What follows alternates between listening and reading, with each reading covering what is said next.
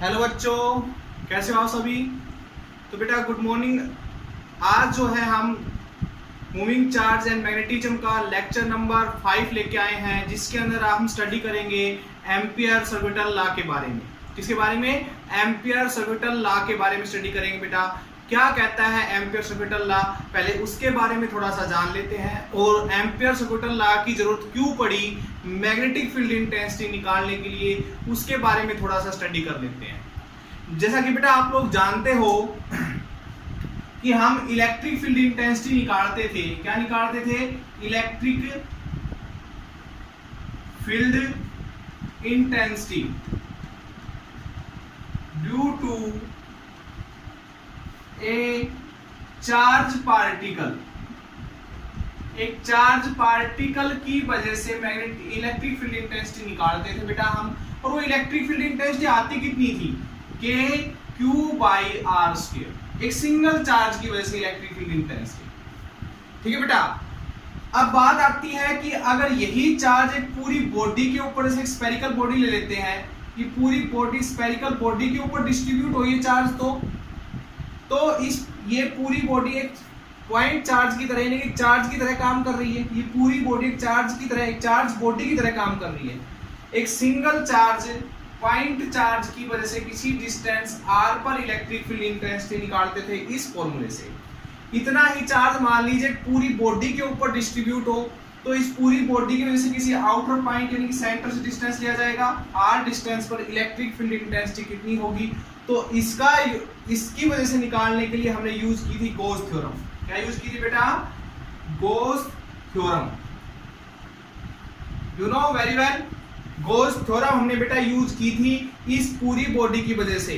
ठीक है, यानी कि चार्ज जब किसी बॉडी पे डिस्ट्रीब्यूट हो तो उसकी वजह से इलेक्ट्रिक फील्ड इंटेंसिटी निकालने के लिए यूज करते थे हम गॉस थ्योरम। यहां पर भी हमने कुछ ऐसा ही पढ़ना है इस चैप्टर के अंदर भी।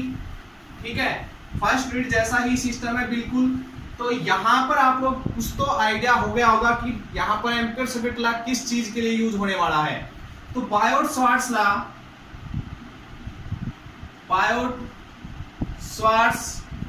लॉ हमने यूज किया था। एक वायर का एक स्मॉल कंपोनेंट लिया जिसके अंदर से करंट I फ्लो कर रहा था बेटा, और किसी डिस्टेंस r पर हमने मैग्नेटिक फील्ड इंटेंसिटी निकाली थी। तो बायोट ने एक लॉ दिया था, mu naught by 4 pi IDL sine theta upon में r स्क्वायर। तो ये बायोट ने दिया था। इसमें हम एक वायर यानी कि पतला सा वायर, ठीक है, अगर पतले से वायर को जूम करके देखा जाए तो वो एक सिलेंड्रिकल शेप का दिखाई देता है हमेशा।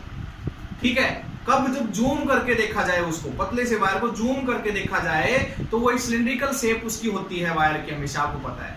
लेकिन हमें जूम करने की जरूरत भी ना पड़े, यानी कि हम एक सिलेंड्रिकल वायर ले ले जो हमें साफ दिखाई दे रहा है कि भाई सिलेंड्रिकल वायर है। वायर सारे सिलेंड्रिकल होते हैं बेटा, लेकिन काफी पतले होते हैं, तो हम उनको स्ट्रेट वायर की तरह या स्ट्रेट लाइन की तरह उनका यूज कर लेते हैं। बट यहाँ पर हम कहें कि वायर की थिकनेस ज्यादा है। ठीक है, वायर की थिकनेस ज्यादा है, तो हम इसके अंदर से जब करंट फ्लो हो रहा है बेटा I, तो किसी डिस्टेंस r पर इसकी वजह से इलेक्ट्रिक फील्ड इंटेंसिटी कितनी होगी, सॉरी मैग्नेटिक फील्ड इंटेंसिटी कितनी होगी बेटा, इस वायर की वजह से। यानी कि हम यहाँ पर एक बॉडी की बात करेंगे, जब एक बॉडी में से करंट फ्लो होता है तो उसकी वजह से मैग्नेटिक फील्ड इंटेंसिटी किसी पॉइंट पे कितनी होती है, तो उसके लिए हम यूज करेंगे एम्पियर सर्किटल लॉ। क्या यूज करेंगे बेटा? Ampere circuital law. बात आई समझ में? तो एम्पियर सर्किटल लॉ यूज करने वाले हैं आज हम, और जान लेते हैं कि क्या है एम्पियर ने क्या कहा था मैग्नेटिक फील्ड इंटेंसिटी निकालने के लिए। तो वही चीज बेटा यहां से हमने स्टडी करनी है। तो हम स्टार्ट करते हैं अपना टॉपिक। आज का जो टॉपिक है इंपॉर्टेंट टॉपिक है बेटा। ठीक है, कुछ मायनों में ये जो लॉ दिया था ये गलत भी है बेटा, रोंग है ये, जिसको लास्ट बाद में जाके मैक्सवेल ने इसको इम्प्रूव किया। मैक्सवेल ने इसको क्या किया, इस लॉ को, इसमें कुछ कह सकते कुछ खामियां थी उसको पूरा किया, इसकी कुछ लिमिटेशन थी उसको पूरा किया। तो बात हम करेंगे आज एम्पियर सर्किटल लॉ की। इसकी बात करेंगे बेटा एम्पियर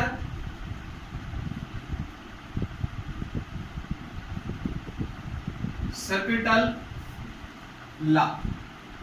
क्या कहता है एम्पियर सर्कुलर लॉ? देखिए बेटा, फॉर एग्जांपल मान लीजिए एक वायर लिया हमने, पतला सा एक वायर लिया। पहले हम पतले से वायर से ही इस लॉ को प्रूव करने की कोशिश करेंगे, फिर बाद में जाके इनका यूज किसी बॉडी के अंदर जब करंट फ्लो होता है तब क्या मैग्नेटिक फील्ड इंटेंसिटी होती है उसकी बात करेंगे। मान लो एक वायर जा रहा है अंदर की साइड बेटा, अंदर जाते हुए करंट को मैं क्रॉस से नोट कर सकता हूं, और इसी के साथ एक वायर है, साथ में दोनों दो वायर है, पैरेलल है बेटा इस तरीके से, एक में करंट अंदर की साइड, एक में करंट बाहर की साइड, यानी कि यहां से डॉट से नोट कर लेते, इसमें करंट I1 और इसमें करंट I2 फ्लो कर रहा है, ठीक है। तो क्या कहता है, देखिए एम्पियर सर्कुलर लॉ, हमने क्या करना है, इसके चारों तरफ, ध्यान देना मेरी बात पे, हमने इसके चारों तरफ एक क्लोज लूप बना लेना है बेटा। क्या बना लेना है? क्लोज लूप बना लेना है।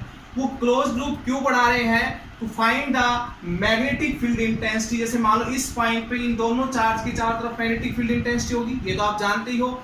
राइट हैंड थंब रूल यही कहता है हमें कि करंट अगर ऐसे फ्लो कर रहा है तो मैग्नेटिक फील्ड उसके चारों तरफ, ये उंगलियां क्या बताती है, ऐसे रिवॉल्व करता है मैग्नेटिक फील्ड, तो इसके चारों तरफ मैग्नेटिक फील्ड रिवॉल्व करता है। मान लो मुझे इस पॉइंट पे मैग्नेटिक फील्ड इंटेंसिटी निकालनी है P पॉइंट पे, तो क्या करना पड़ेगा, इसके चारों तरफ एक क्लोज लूप मैं क्या कर लूंगा बेटा, बना लूंगा। क्या बना लूंगा कि इसके चारों तरफ एक क्लोज लूप बना लूंगा। ओके, पहला काम आपने ये करना है। एम्पियर सर्कुलर लॉ ने क्या कहा था उस पे हम पहुंचेंगे, तो उससे पहले आपको थोड़ा सा एक कंसीडरेशन में जो है यहाँ पर वो बता देता हूं बेटा। तो यहां से क्या करना है, आपने यहां पर एक क्लोज लूप कंसीडर कर लेना है। क्लोज लूप में आपने तीर के साइन लगा देने हैं, यानी कि मैं ये कह सकता हूं कि मैग्नेटिक फील्ड ऐसे रिवॉल्व कर रहा है बेटा, मैग्नेटिक फील्ड इस तरीके से रिवॉल्व कर रहा है। ओके, चलिए, तो मैग्नेटिक फील्ड ऐसे रिवॉल्व कर रहा है। अब हम बात करते हैं कि इसको हमने मैग्नेटिक फील्ड माना B, तो हमारे हिसाब से दो करंट एक अंदर जा रहे हैं, बाहर की साइड, तो ये मैग्नेटिक फील्ड किसकी वजह से है? ये मैग्नेटिक फील्ड जो रिवॉल्व कर रहा है ये इन दोनों करंट की वजह से ही है। लेकिन हमने इस मैग्नेटिक फील्ड की वजह से मानना है, जैसे मान लीजिए उंगली है, अंगूठा है, अंदर की साइड है, तो अंदर की साइड जाने वाला करंट ऊपर वाला था, तो ऊपर वाले करंट को मानेंगे हम पॉजिटिव करंट। क्या मानेंगे बेटा? Positive current. और ये अंदर वाला करंट, सॉरी ये बाहर वाला करंट की डायरेक्शन ये होगी, तो इसकी वजह से मैग्नेटिक फील्ड ऐसे रिवॉल्व करना चाहिए, तो वो हमारे लिए क्या हो गया बेटा, नेगेटिव करंट हो गया। कुछ नहीं है, हमने total magnetic field intensity in दोनों करंट की वजह से निकालनी है। तो ये I1 मान लेते थोड़ी देर के लिए ज्यादा है, I2 क्या है, कम, बस ये है, इसलिए ज्यादा वाले को पॉजिटिव और कम वाले को नेगेटिव मान लिया। यानी कि हमारे पास जो P पॉइंट पे मैग्नेटिक फील्ड इंटेंसिटी मिलने वाली है वो I1 में से I2 घटा के हमें मिलने वाला है, कि उसकी वजह से भाई I1 मान लो 3 एम्पियर है, I2 मान लो 2 एम्पियर है, तो मैग्नेटिक फील्ड इंटेंसिटी जो यहाँ P पॉइंट पे होगी कितने की वजह से होगी, 1 एम्पियर की वजह से होगी। वो चीजें हमने कंसीडर करनी। तो ये तो हमने अपनी तरफ से एक तीर का साइन मान लिया, वैसे हमें नहीं पता, हमने ये दो वायर भी अपनी तरफ से लेके चल दिए, वैसे होता सिंगल वायर ही है। तो क्या कहा एम्पियर सर्कुलर लॉ ने? एम्पियर सर्कुलर लॉ ने कहा कि अगर आपने P पॉइंट पे निकालना तो यहाँ पर एक स्मॉल कंपोनेंट मान लो, इस ये जो क्लोज लूप आपने लिया है इसको हम एम्पियर लूप भी बेटा बोल लेंगे। क्या बोलेंगे? एम्पियर लूप भी बेटा हम इसको बोल लेंगे। तो ये एम्पियर लूप हमने माना, अपनी तरफ से कंसीडर किया, उस पर छोटी सी लेंथ ली DL लेंथ के ऊपर टेंजेंटली, देखो ये टेंजेंट खींचता हूं B किसकी डायरेक्शन बताएगा बेटा, B की डायरेक्शन बताएगा, तो B अगर यहां पर क्लोज एक स्मॉल कंपोनेंट लेता हूं DL, तो यहां पर ये क्या बताएगा बेटा, B की डायरेक्शन। यहां पर स्मॉल कंपोनेंट लेता हूं, टेंजेंट खींचता हूं, तो ये टेंजेंट सारे के सारे हर पॉइंट के ऊपर क्या बताने लग रहे हैं बेटा, magnetic field intensity. Magnetic field intensity इस तरीके से घूम रही है।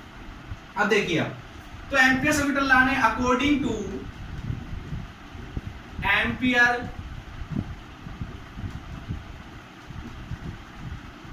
सर्कुलर लॉ क्या कहता है? Ampere circular law, ampere circular law ने कहा कि magnetic field intensity at point P के ऊपर जो मैग्नेटिक फील्ड इंटेंसिटी है B मान ली हमने, with dot product of small component DL is equals to mu naught I current, वो भी इनसाइड, यानी कि ये जो क्लोज लूप माना इसके अंदर कितना करंट है टोटल वो। ठीक है बेटा, तो ये है एम्पियर सर्कुलर लॉ। ठीक है, इस फॉर्मूले से हम किसी भी बॉडी के अंदर से जब करंट फ्लो होगा तो उसके चारों तरफ रिवॉल्व कर रहा है मैग्नेटिक फील्ड, और कितना है वो मैग्नेटिक फील्ड वो निकाल सकते हैं बेटा। बात आ गई समझ में सभी को?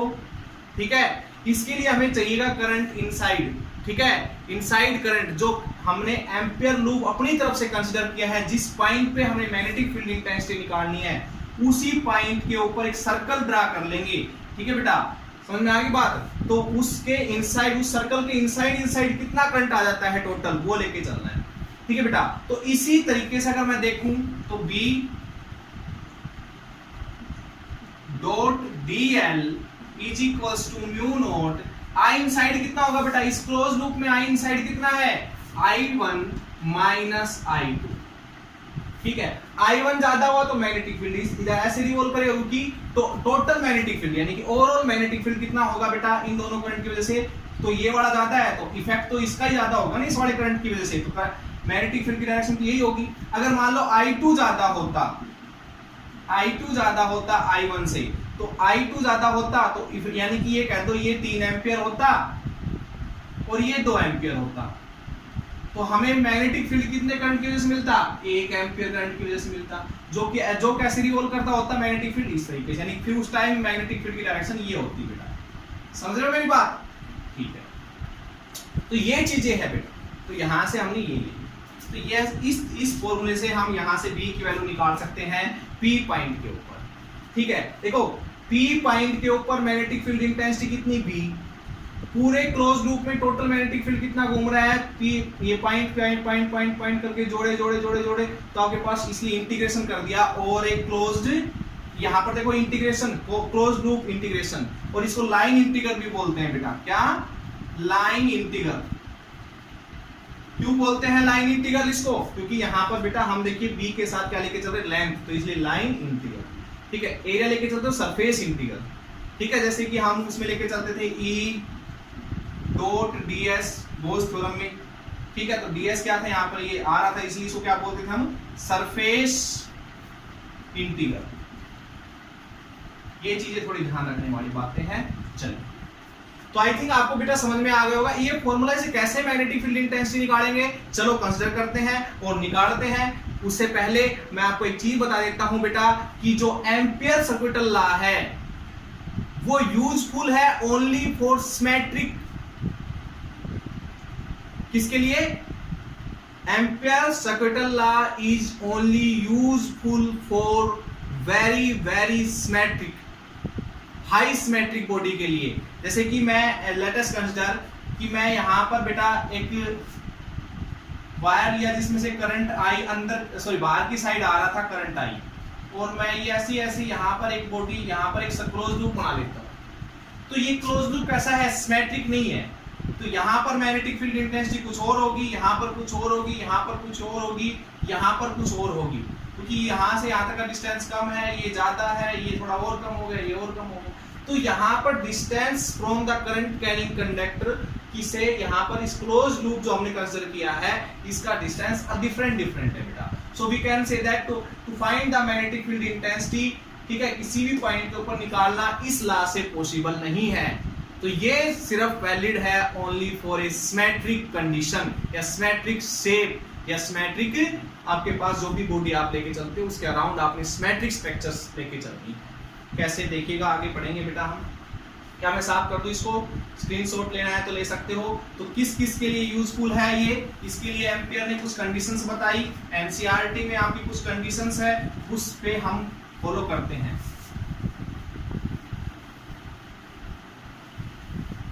ये कब यूजफुल होगा बेटा ये लॉ, देखिएगा।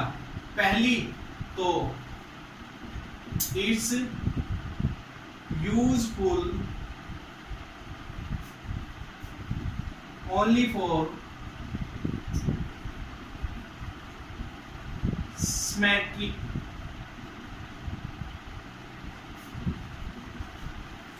सिमेट्रिक के लिए बेटा ये यूजफुल है, सबसे पहली कंडीशन तो ये। दूसरी चीज, दूसरा देखिएगा इसके अंदर, ठीक है बेटा, ये मैग्नेटिक फील्ड इंटेंसिटी आप कब निकाल सकते हो, हम निकाल सकते हैं कि when direction of B is tangentially, क्या tangentially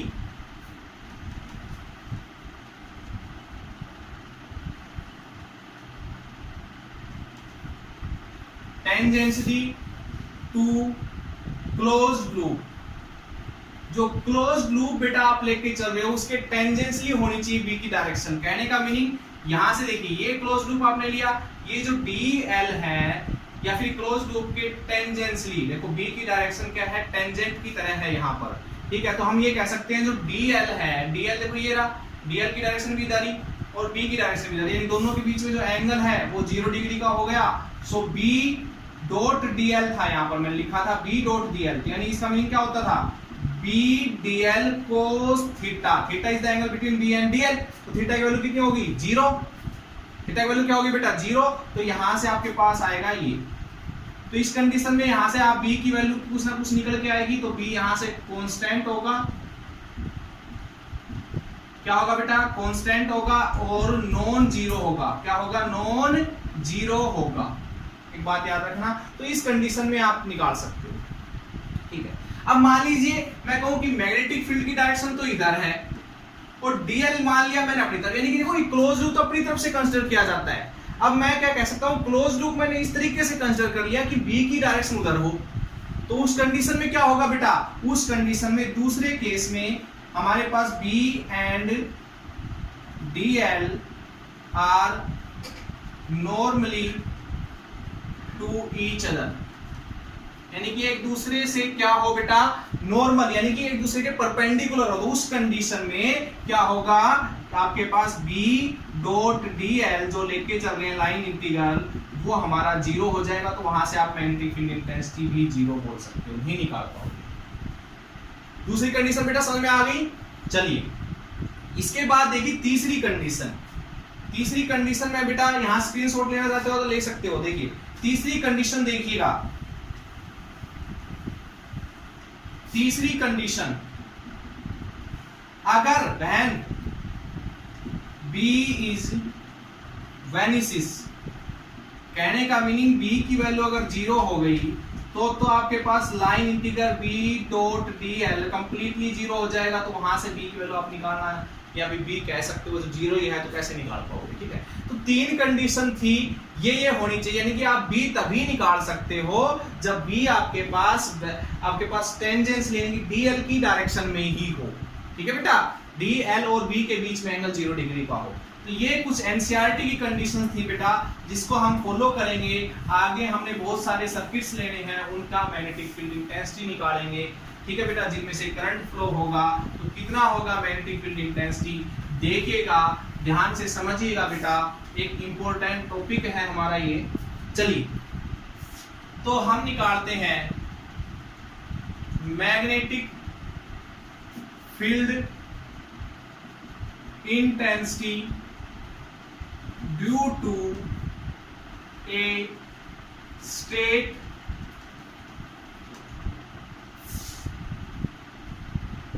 current carrying wire. Straight current carrying wire, ठीक है बेटा। जो यहां पर मैं स्टेट करंट कैरिंग वायर ले रहा हूं और इसकी लेंथ कितनी है, स्टेट इनफाइनाइट लिख लेना, स्टेट इनफाइनाइट, ठीक है। इनफाइनाइट लेंथ बहुत ज्यादा है, स्टेट इनफाइनाइट लेंथ का करंट कैरिंग वायर लिया बेटा हमने।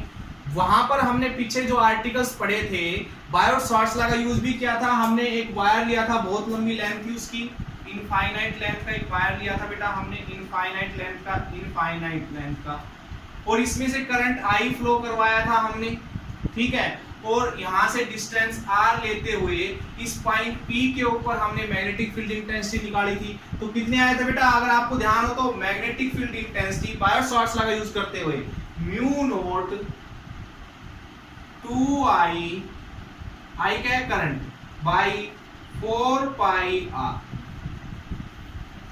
इतनी मैग्नेटिक फील्ड इंटेंसिटी आई थी। कब, जब हमने बायोट-सावर्ट्स लॉ का यूज किया था। तो इस वायर में से करंट फ्लो कर रहा था, इसके चारों तरफ मैग्नेटिक फील्ड था, तो P पॉइंट पे मैग्नेटिक फील्ड कितना था बेटा, वो हमने निकाल लिया था। क्लियर सभी को ये चीज, आगे बेटा समझ में बात। तो यहां पर अब एम्पियर-सेवर्ट लॉ का यूज कैसे करेंगे और उसकी वजह से मैग्नेटिक फील्ड इंटेंसिटी का आंसर क्या यही आएगा या अलग आएगा, देखते हैं। एम्पियर-सेवर्ट लॉ अप्लाई करते हैं यहां पर। तो एम्पियर-सेवर्ट लॉ अप्लाई करने से पहले आपने एक चीज याद रखनी थी कि अगर P पॉइंट पे आप मैग्नेटिक फील्ड इंटेंसिटी निकालना चाहते हो तो यहां पर एक क्लोज लूप कंसीडर कर लीजिए। क्या कर लीजिए बेटा, एक क्लोज लूप कंसीडर कर लीजिए। जिस पॉइंट पे आपने मैग्नेटिक फील्ड इंटेंसिटी निकालनी है उस पे एक क्लोज लूप आपने मान के चलना है। अब देखिए इस क्लोज लूप की हमने इसके चारों तरफ माना है, ये वायर है हमारा, इसके चारों तरफ हमने क्लोज लूप मान लिया, ये वायर है जैसे इसके चारों तरफ एक क्लोज लूप मान लिया। इस वायर को ऊपर से देखिए, ऊपर से देखिए इस वायर को, तो जो क्लोज लूप है वो कुछ इस तरीके से दिखाई देगा। मान लो ऊपर से देख रहा हूं मैं, तो करंट जो है वो आपको इस वायर से बाहर की साइड निकलता हुआ दिखाई देगा बेटा करंट, ठीक है। और इसके चारों तरफ जो माना गया वो क्लोज लूप कुछ इस तरीके से दिखाई देगा, ऊपर से देखोगे जब इस चीज को ऊपर से ऐसे, ठीक है। तो क्लोज लूप ऐसे दिखाई देगा आपको, और करंट जो है वो ऊपर की साइड आ रहा है, ठीक है, ये है। तो मैग्नेटिक फील्ड ऐसे रिवॉल्व करेगा बेटा, इसके चारों तरफ बी। यहां पर एक स्मॉल जो डीएल लेके चलते हैं कंपोनेंट, वो कंसीडर कर लिया। तो देखिए डीएल जो है उसकी डायरेक्शन भी इधर, और मैग्नेटिक फील्ड जो है इसके टेंजेंशियली है, यानी कि वो भी इधर है, ठीक है। ऐसे ही हम यहां पर कंसीडर कर ले डीएल, मैग्नेटिक फील्ड इधर, डीएल मैग्नेटिक फील्ड इधर, डीएल मैग्नेटिक फील्ड इधर। यहां से इसका डिस्टेंस हमने आर मान लिया, इस वायर में से करंट फ्लो कर रहा है I. So according to Ampere circuital law, according to Ampere circuital law, क्या कहता है एम्पियर सर्किटल लॉ बेटा? वो कहता है कि B line integrals of B dot DL is equals to mu I inside, यानी कि जो क्लोज लूप आप कंसीडर करते हो उसके अंदर कितना करंट है, तो उसके अंदर कितना करंट है आई। चलिए तो बी और डीएल के बीच में एंगल कितने डिग्री का? 0 का। तो यहां से क्या आ जाएगा? बी डीएल म्यू नॉट आई, आई इनसाइड तो आई है तो आई रख लीजिए इसकी जगह, बी बाहर निकालिए, इंटीग्रेशन कीजिए डीएल का म्यू नॉट आई, ठीक है बेटा। तो बी डीएल क्या है? Small part of this close loop, या इस सर्कल का स्मॉल पार्ट है। अगर इसका इंटीग्रेशन कर दोगे जो क्लोज लूप आपने लिया इसकी कंप्लीट लेंथ निकल के आ जाएगी, यानी कि 2 pi are, clear, mu naught आई। इसके नीचे ले चल जाओ तो बी की वैल्यू क्या आ जाएगी बेटा? Mu naught I 2 pi R. क्या ये और ये जो वैल्यू है ये दोनों सेम है क्या? बताइए बेटा, क्या ये और ये वैल्यू दोनों सेम है? आप कहोगे सर नहीं, यहाँ पर 4 आ रहा है नीचे, यहाँ पर 2 आ रहा है। बेटा 2 से मल्टीप्लाई 2 से डिवाइड करूंगा तो यहाँ पर भी 4 आ जाएगा, ऊपर देखो 2 पहले से ही है। तो बिल्कुल सही आंसर हमारा यहाँ से आया है, चाहे हम बायो-सावर्ट्स लॉ से निकाले चाहे एम्पियर सर्किटल लॉ से निकाले। सिमेट्रिक कंडीशन आपने लेके चलनी है एम्पियर सर्किटल लॉ के लिए, तो सिमेट्रिक हमने कंडीशन ली है, तो यहाँ से मैग्नेटिक फील्ड इंटेंसिटी निकल के आ गई है बेटा, कितनी आई? Mu naught 2I/4 pi r. ये 2 हटा दो तो ये आ जाएगा, ठीक है। यहां से भी 2 हटाओ तो नीचे क्या आ जाएगा? कट के 2 ही आएगा, ये सेम आया। चलो आगे बढ़े बेटा, आगे बढ़े, चलिए देखिए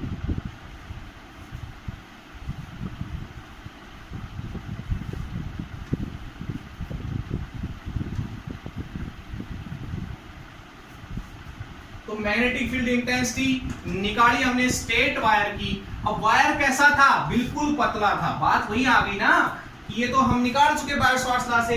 बात तो वो थी ना कि कोई बॉडी जो थी उसकी थिकनेस ज्यादा, यानी कि वायर की थिकनेस ज्यादा होती तो कैसे हम मैग्नेटिक फील्ड इंटेंसिटी निकालते। तो हम निकालेंगे अब मैग्नेटिक फील्ड इंटेंसिटी, शॉर्ट में इसको MFI भी लिख सकता हूं बेटा मैं, due to a current carrying hollow cylinder. पहले लेके चलेंगे हम होलो सिलेंडर बेटा, होलो सिलेंडर जिसकी रेडियस क्या होगी? रेडियस हम मान लेते हैं बेटा इसकी R, क्या मान लेते हैं? R, इसकी हम रेडियस मान लेते हैं। सिलेंडर कैसा है? होलो है, ठीक है बेटा। तो ये चीज आपने ध्यान रखनी है। इसके इनसाइड और आउटसाइड, उस होलो सिलेंडर के इनसाइड और आउटसाइड दोनों पर मैग्नेटिक फील्ड इंटेंसिटी निकालनी है, यानी कि मैग्नेटिक फील्ड इंटेंसिटी जो है बेटा आपने निकालनी है इनसाइड एंड आउटसाइड, ठीक है बेटा। चलिए करें स्टार्ट इस आर्टिकल को। ओके, तो एक इनफाइनाइट लेंथ का पहले तो वायर ले लीजिए, क्या ले लीजिए, इनफाइनाइट लेंथ का वायर जिसकी थिकनेस ज्यादा हो, कहने का मीनिंग एक सिलिंड्रिकल शेप का वायर ले लीजिए। तो इनफाइनाइट लेंथ का वायर हमने लिया बेटा,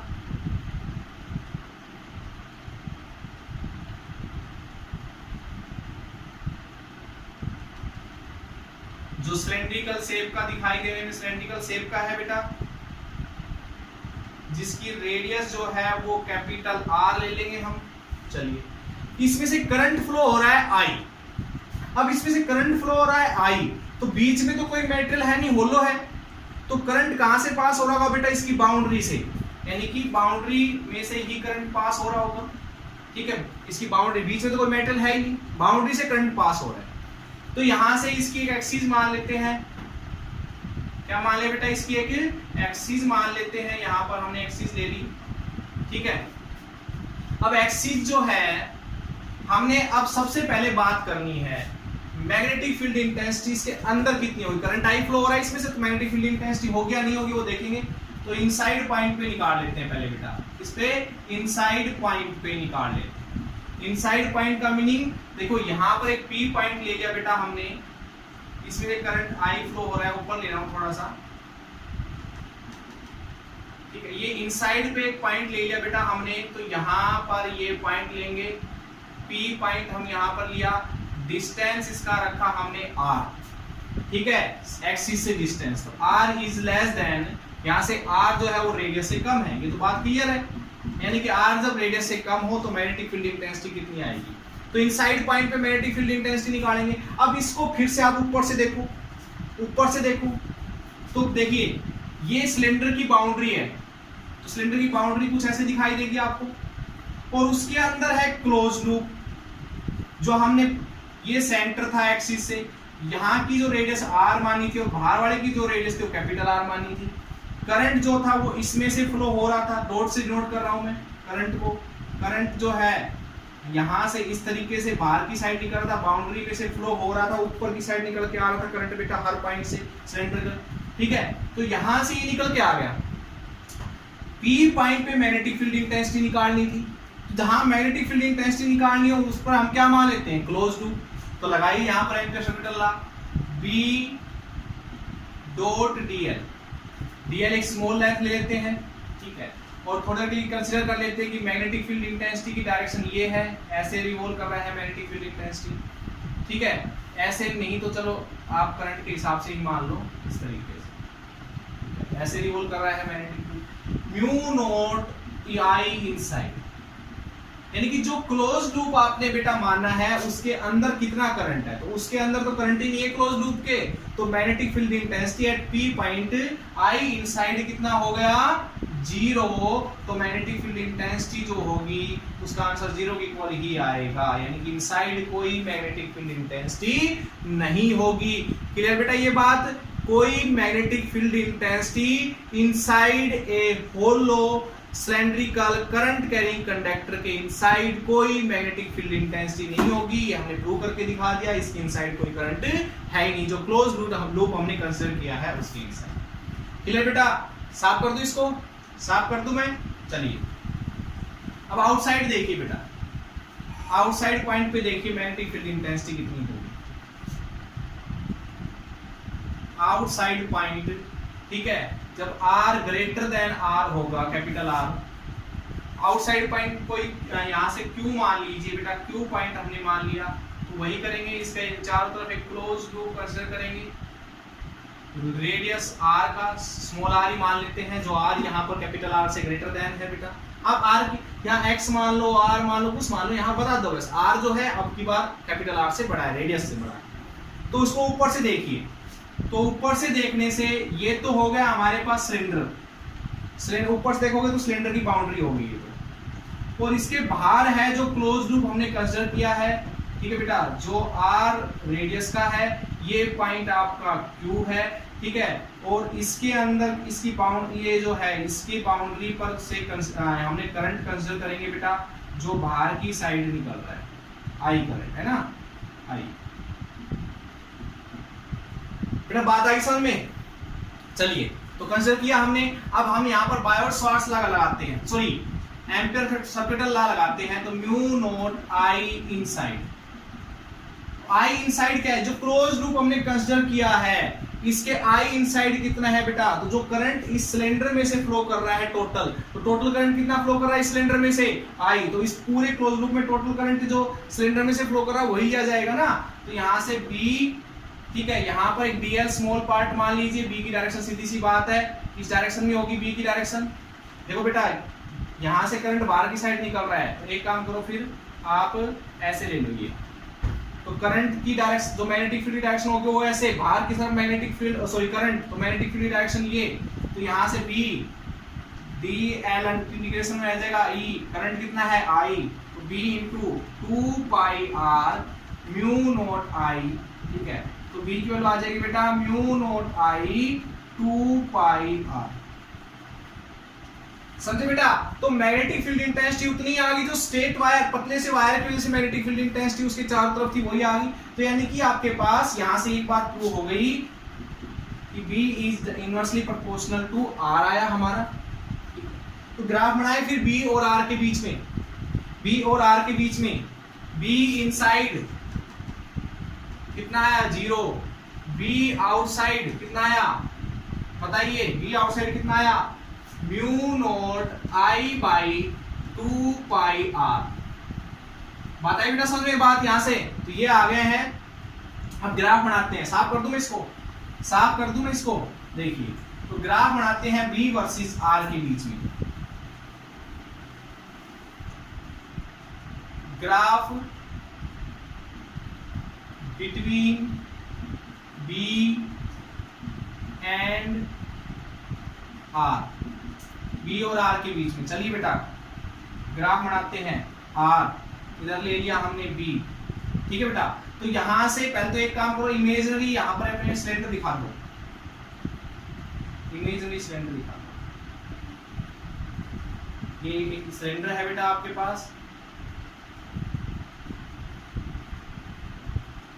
इस सिलेंडर की जो रेडियस है वो आर है, यानी कि ये जो स्मॉल आर है, जब ये स्मॉल आर 0 से स्टार्ट होता है बढ़ना, बढ़ता बढ़ता बढ़ता कैपिटल आर जितना हो जाता है फिर बाहर चला जाता है बेटा। तो यहाँ से एक बात क्लियर हो गई कि यहाँ से ये जो डिस्टेंस, यहाँ तक का जो डिस्टेंस है वो आर है, या ये जो है आर से कम है और ये वाला जो है आर से ज्यादा है, यानी कि हम यहाँ पर तो इनसाइड है बेटा, यहाँ पर हो गए आउटसाइड, ठीक है। चलिए तो बेटा इनसाइड जो मैग्नेटिक फील्ड इंटेंसिटी वो 0 थी, यानी कि जब तक आर की वैल्यू आर के इक्वल ना हो जाए जब तक तो हमारी क्या रहती है बेटा, बी की वैल्यू क्या रहती है 0, बी की वैल्यू क्या रहती है 0। फिर एकदम से जैसे उसकी बाउंड्री पर पहुंचता है तो वहां पर बी की वैल्यू हो जाएगी एकदम से मैक्सिमम, और फिर क्या होगी B is inversely proportional to R है, आउटसाइड जाएंगे तो आर की वैल्यू बढ़ेगी, तो बी की वैल्यू भी बेटा क्या हो चल जाएगी, घटती चल जाएगी। ये हमारे पास बेटा ग्राफ आएगा इसका, ये ग्राफ समझ में आ गया सभी को। ये ग्राफ आपको यहां से बेटा देखने को मिलेगा, magnetic field intensity versus R के बीच में। आर क्या है, डिस्टेंस है बेटा। तो यहां से एम्पीयर सेक्टर लॉ का यूज किया हमने और मैग्नेटिक फील्ड इंटेंसिटी यहां से हमने कंसीडर की और ग्राफ बनाया। चलिए आगे देखिए, अब हमने लिया था होलो सिलेंडर, अब हम लेंगे बेटा सॉलिड सिलेंडर। क्या लेंगे, सॉलिड सिलेंडर। तो सॉलिड सिलेंडर लेंगे बेटा, यहां से हम देखिएगा सभी,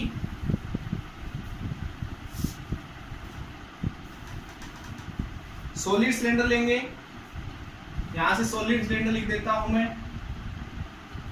सॉलिड सिलेंडर पे मैग्नेटिक फील्ड इंटेंसिटी निकालते हैं बेटा, देखो क्या आएगी। सॉलिड सिलेंडर की बात करेंगे तो यहां से हमने वही इनफाइनाइट लेंथ का लेके चलना है, इनफाइनाइट लेंथ का हमने सिलेंडर कंसीडर किया बेटा।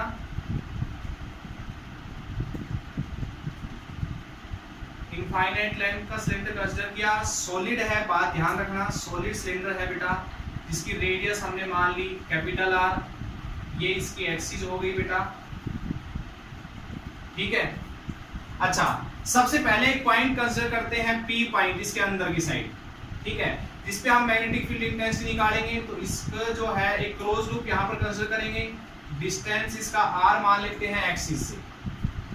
अब एक बात देखिए, ध्यान दीजिए बेटा, ये क्या है, एक सॉलिड सिलेंडर है, तो इसमें से जो करंट आई फ्लो हो रहा है वो यहां से बाउंड्री से फ्लो होगा, इसके अंदर हम एक मान लेते छोटे छोटे वायर से ही हैं।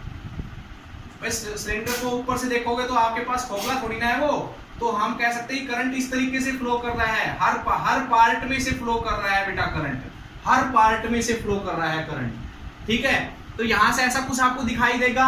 अब देखिए ये जो क्लोज लूप आपने पी पॉइंट पे कंसीडर किया है, यहां पर मैग्नेटिक फील्ड इंटेंसिटी निकालते हैं। सबसे पहला जो टॉपिक है इनसाइड पॉइंट पी पे मैग्नेटिक फील्ड इंटेंसिटी निकालते हैं जहां पर small r is less than capital R है।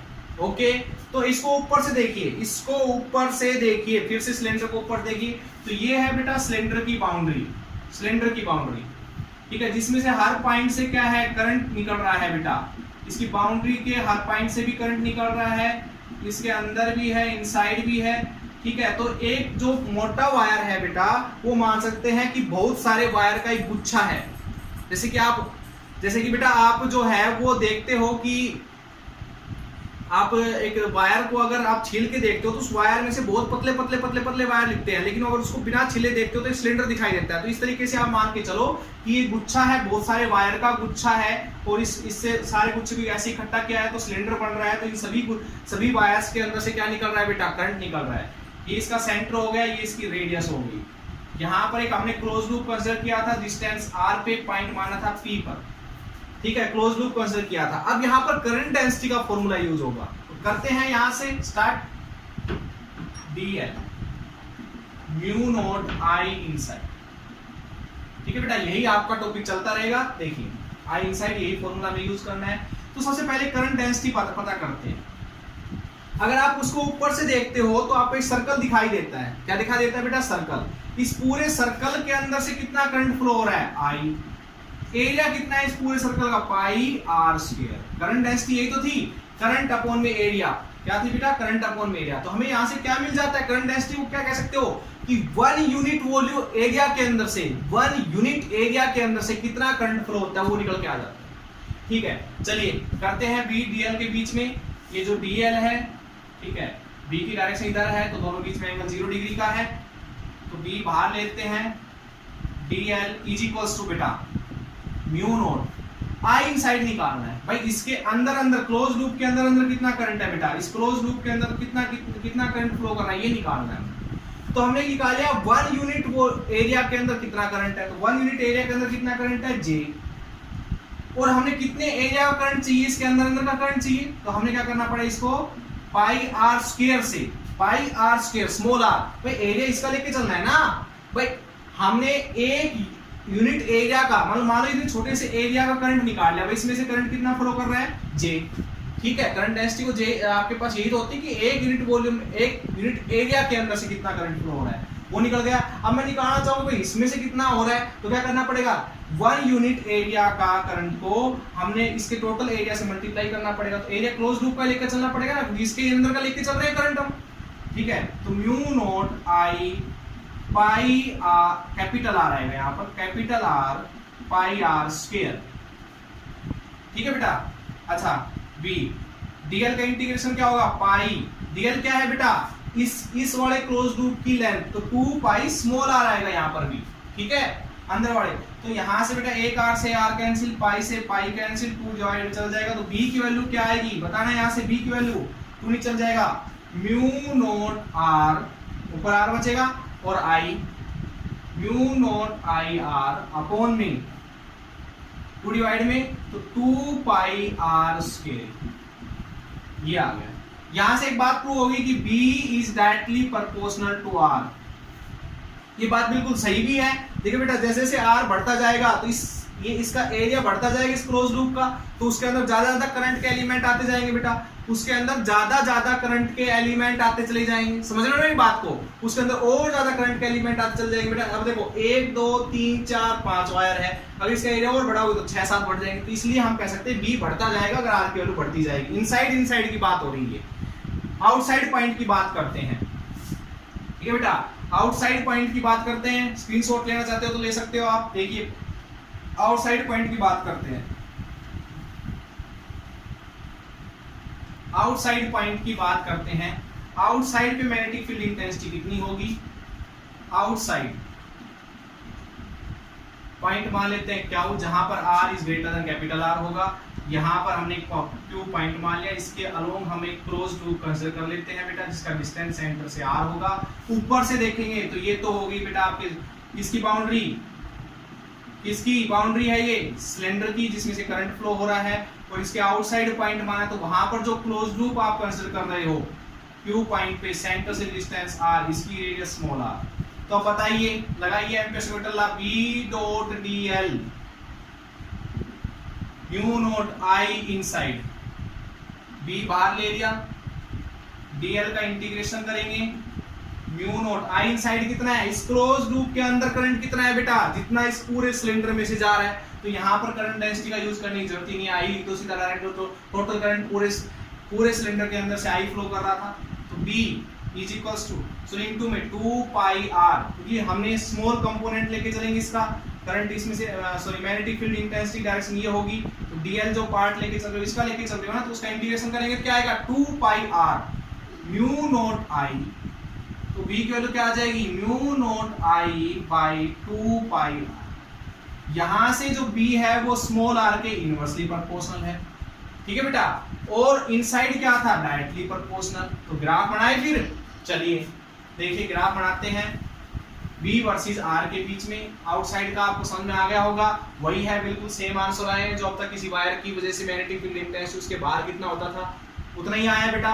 चलिए तो मैग्नेटिक फील्ड इंटेंसिटी निकाले, ये R ले लिया, ये B ले लिया, यहाँ पर एक सिलेंडर कंसीडर कर लिया बेटा, यहाँ पर एक सिलेंडर कंसीडर कर लिया हमने, इमेजरी सिलेंडर। यहाँ पर जो है ये R जो है बाउंड्री की इक्वल है, यानी कि रेडियस अगर हम बढ़ते जाए कभी ना कभी R की वैल्यू बेटा कैपिटल R की इक्वल होगी। चलिए यहाँ R जो है वो लेस देन है कैपिटल R रेडियस से, और यहाँ जो है R इज ग्रेटर देन है कैपिटल R, ठीक है बेटा। तो पहले तो जब अंदर की साइड होता है तो R की value directly proportional, sorry B की वैल्यू डायरेक्टली प्रोपोर्शनल है R के, तो बढ़ेगी बेटा। यहाँ तक तो ऐसे मान लो, ऐसे ग्राफ आएगा, इनसाइड मैग्नेटिक फील्ड बढ़ता चला गया। फिर क्या होगा, इनवर्सली प्रोपोर्शनल, आउटसाइड जाते ही इनवर्सली प्रोपोर्शनल, तो ये आ जाएगा। तो ये ग्राफ है B वर्सेस R के बीच में। मैग्नेटिक फील्ड इंटेंसिटी इनसाइड बढ़ेगी, यानी कि B is directly proportional to R, और यहाँ पर B is inversely proportional to R। ये ग्राफ क्लियर बेटा सभी को। तो ये था बेटा हमारे पास एम्पियर्स का लॉ और उसकी कुछ एप्लीकेशन जो हमने आज करवाई, उसके यूज हमने करवाए आज आपसे। न्यूमेरिकल इसके ऊपर आप निकालिएगा, ठीक है बेटा। Okay, thank you so much.